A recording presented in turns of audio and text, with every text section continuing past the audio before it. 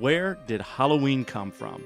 Turns out it's been with us a long time. It started as an ancient pre-Christian Celtic festival of the dead. You see, for the Celts back then, November 1st was their New Year's. That was the day that they switched from fall to winter. It's also the time of the year that they believed the veil between the world of the living and the world of the dead was at its thinnest. That meant that the dead could hang out with the living. That's not comfortable for anybody. They had a festival called Samhain.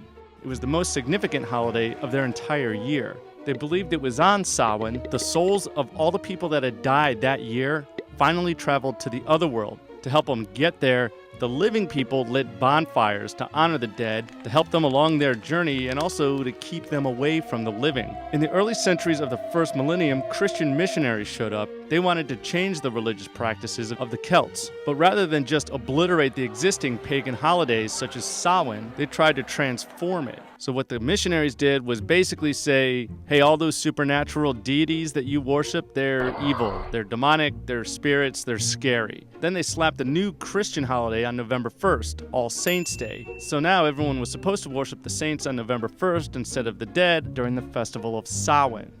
It didn't work. All Saints' Day became known as All Hallows, but it was the night before All Hallows, the eve of All Hallows, that people continued to celebrate in the spirit of Samhain as a time of the wandering dead. Eventually, All Hallows Eve became Hallow Evening, which eventually became Halloween. Basically, an ancient Celtic pre-Christian New Year celebration that over the last couple thousand years lost its pagan context and transformed into one of the largest secular holidays of modern times.